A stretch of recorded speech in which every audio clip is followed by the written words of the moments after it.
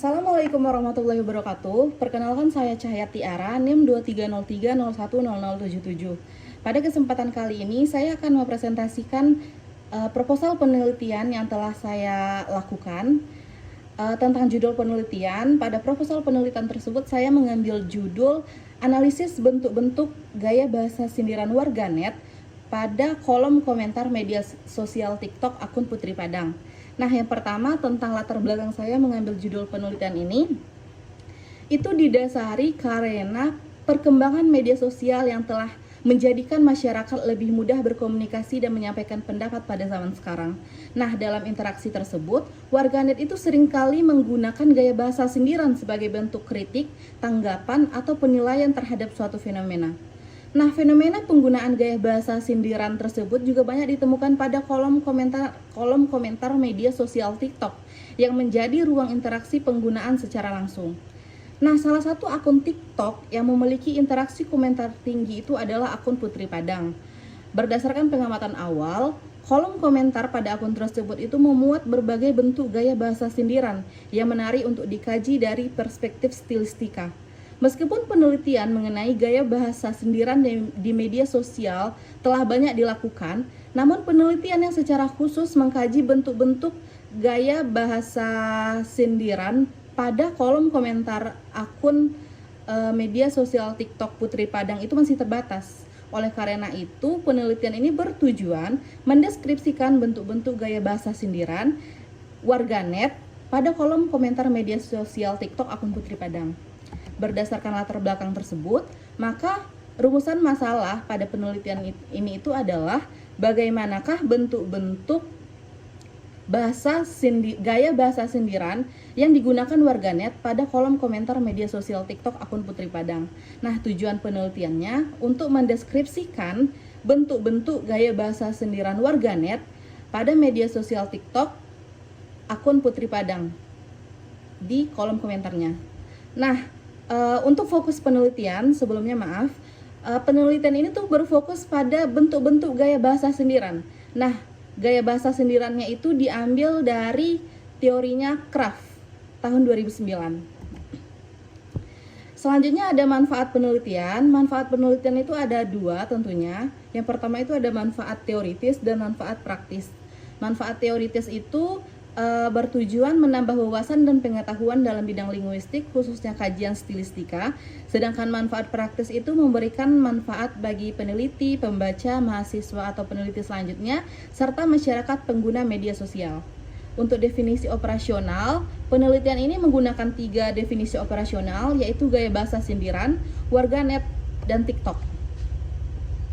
Selanjutnya landasan teori. Teori yang digunakan dalam penelitian ini tuh terdiri dari 4 teori utama. Yang pertama itu gaya bahasa. Dalam gaya bahasa itu akan dijabarkan tentang pengertian gaya bahasa, fungsi gaya bahasa, dan jenis-jenis gaya bahasa. Selanjutnya itu ada gaya bahasa sindiran. Yang pertama itu yang akan dijabarkan adalah pengertian gaya bahasa sindiran dan bentuk-bentuk gaya bahasa sindiran. Selanjutnya itu ada media sosial TikTok dan kolom komentar sebagai objek kajian bahasa. Nah, selanjutnya ada penelitian relevan. Untuk penelitian relevan itu dalam proposal ada 3 yang berasal dari Universitas Maritim Raja Ali Haji dan 2 lagi berasal dari univ lain. Nah, yang pertama itu salah satunya penelitian relevannya yang ditulis oleh Kak Augie Listiani dengan judul Analisis Gaya Bahasa Sindiran dalam Film Series Induk Gajah karya Ira Gita Natalia Sembiring. Nah, yang kedua itu dari Kak Siti Nur Amelia dengan judul Analisis Penggunaan Gaya Bahasa Sarkasme Netizen kepada Jokowi pada akun Volkatif. Selanjutnya tertera pada proposal. Nah, tentang kerangka berpikir, secara teoritis atau teori yang diambil itu adalah teori gaya bahasa. Secara konseptual, maka gaya bahasa itu dipersempit menjadi gaya bahasa sindiran. Nah, secara operasional, kerangka berpikirnya itu adalah analisis bentuk-bentuk gaya bahasa sindiran warganet pada kolom komentar media sosial TikTok akun Putri Padang. Tentang metodologi penelitian, yang pertama itu adalah pendekatan dan jenis penelitian. Penelitian ini itu merupakan penelitian deskriptif kualitatif. Tempat penelitiannya fleksibel, bisa di mana saja, karena ini merupakan menganalisis kata atau frasa pada kolom komentar. Nah, peneliti melakukan penelitian ini itu di Perpustakaan Universitas Maritim Ali Haji dan rumah peneliti sendiri di Tanjung Pinang, Kepulauan Riau.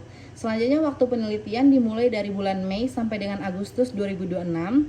Nah, untuk instrumen penelitian, yang pertama itu adalah peneliti sendiri sebagai instrumen utama, dan instrumen pendukungnya adalah pedoman pengumpulan data dan tabel analisis data. Selanjutnya itu ada data dan sumber data. Data penelitian ini itu berupa kata, frasa, kalimat pada kolom komentar media sosial TikTok akun Putri Padang. Sedangkan sumber datanya tentu ada dua. Yang pertama ada primer dan sekunder. Primer itu adalah data yang diambil pada kolom komentar media sosial TikTok akun Putri Padang. Sedangkan sekunder itu berasal dari buku jurnal ilmiah atau skripsi yang dibaca.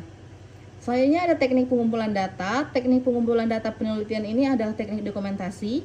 Teknik analisis datanya 3. Ini berdasarkan teori Sugiono 2019. Yang pertama itu ada reduksi data, ada penyajian data, dan verifikasi. Nah, selanjutnya ada uji keabsahan data, yaitu melalui ketekunan pengamatan dan triangulasi teori. Nah, selanjutnya ada bagian hasil dan pembahasan. Di sini saya akan menjelaskan beberapa saja. Untuk lebih lengkapnya sudah dipaparkan pada proposal. Yang pertama, jenis atau bentuk ironi. Data yang diperoleh itu ih cantik kalau nggak dilihat. Nah, itu adalah salah satu komentar pada media sosial TikTok akun Putri Padang. Nah, komentar ini termasuk gaya bahasa ironi karena diawali dengan ungkapan yang tampak sebagai pujian, tetapi makna sebenarnya justru menyindir bahwa objek itu tidak cantik. Selanjutnya ada sinisme. Nah, data yang diperoleh itu katanya gajinya mencapai 20 juta. Kok ngitungnya cuma 27 lembar? Nah, komentar ini termasuk sinisme karena penutur secara langsung menunjukkan keraguan terhadap informasi yang disampaikan tanpa menggunakan kata-kata yang kasar.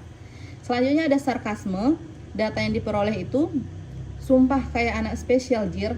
Nah, komentar ini termasuk sarkasme karena menggunakan ungkapan kasar secara langsung yang bernada menghina. Selanjutnya itu ada bentuk satire. Contoh data yang diperoleh itu, please sembunyiin input dari Kanet. Kanet di sini itu adalah Korean netizen. Komentar ini termasuk satire karena menyampaikan kritik melalui ungkapan yang mengandung humor mengenai kemungkinan reaksi warganet Korea terhadap konten tersebut. Nah, yang terakhir itu adalah innuende. Data yang diperoleh itu semua orang memang punya daya tarik tersendiri, tapi apa daya tarik input-input ini? Nah, komentar ini itu termasuk innuende karena sindiran disampaikan itu secara halus melalui pertanyaan retoris yang meragukan daya tarik objek tanpa menggunakan kata-kata kasar. Nah, sampai di sini presentasi proposal penelitian yang dapat saya sampaikan. Mohon maaf jika ada kesalahan atau pengucapan kata yang berbelit.